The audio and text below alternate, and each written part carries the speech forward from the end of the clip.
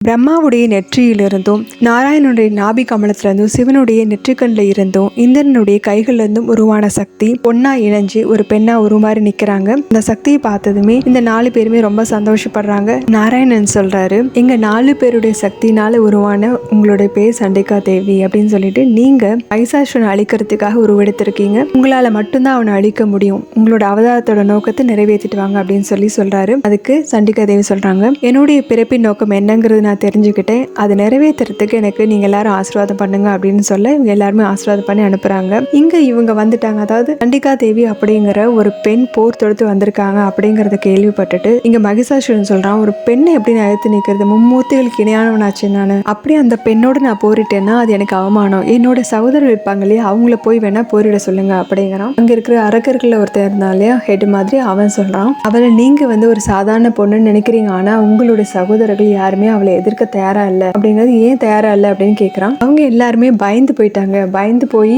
ஒளிஞ்சிட்டு இருக்காங்க அப்படின்னு சொன்னதும் மகிஷாசுரன் சொல்றான், இந்த மாதிரி ஆட்களையா நான் போருக்கு அனுப்பலாம்னு நினைச்சிட்டு இருந்தேன், அவங்கள நான் அப்புறமேல் கவனிச்சுக்கிறேன் அப்படின்னு சொல்ல அந்த அரக்கன் சொல்றான், அதை பத்தி பேசுறதுக்கு என்ன இருக்கு, உங்களுக்கு ஞாபகம் இருக்கா இல்லையா, பிரம்மா கொடுத்த வரத்தின்படி உங்களை ஒரு பெண்ணால் மட்டும்தான் அழிக்க முடியும்னு உங்களுக்கு வரம் கொடுத்தாங்க இல்லையா, அது ஞாபகம் இருக்கா? ஒருவேளை இப்ப வந்திருக்க பொண்ணு அந்த மாதிரி ஒரு பொண்ணு உங்களை அழிக்கிறதுக்கான அவதாரம் பண்ண ஒரு பொண்ணா கூட இருக்கலாம்ல அப்படின்னு மகிஷாசுரன் அந்த அரக்கன் சொல்றான். உடனே மகிஷாசுரன் கேட்கிறான், அப்படி இருக்குமா அப்படின்னு கேட்கிறான். ஆமா, அப்படி கூட இருக்கலாம். அப்படி இருந்தா நீங்க அவர் கூட போரிட மாட்டேன்னு சொன்னா என்ன நினைப்பாங்க, நீங்க பயந்து போய் தான் போரிட மாட்டேன்னு சொல்றீங்கன்னு தான் நினைப்பாங்க. உடனே மகிஷாசுரன் வேகமா சொல்றான், அந்த மாதிரி கெட்ட பேர்லாம் எனக்கு வேண்டாம், அவளை நான் எதிர்த்து நிக்கிறேன், அவளை அழிச்சிட்டு தான் நான் திரும்புவேன் சத்தியம் அப்படின்னு சொல்லிட்டு அங்க கிளம்புறான். அடுத்த காட்சியில மகிஷாசுரன் கேட்கிறான், என்ன போருக்கு அழைச்ச அந்த பொண்ணு எங்க இருக்கிறா, என்னை பார்த்து பயந்து ஓடிட்டாளா? சண்டிகா தேவி அவன் முன்னாடி நின்று மகிஷாசுரா அப்படின்னு கூப்பிட அவன் திரும்பி அவங்கள பாக்குறான். அவங்கள பார்த்ததும் இவ்வளோ அழகான ஒரு பொண்ணா அப்படின்னு சொல்லிட்டு, இவ்வளோ அழகான பொண்ணோட பேர் என்ன அப்படின்னு சொல்லி கேட்குறான். அவங்களும் சண்டிகான்னு பதில் சொல்ல இவன் சொல்றான், நல்ல பேரு தான், ஆனா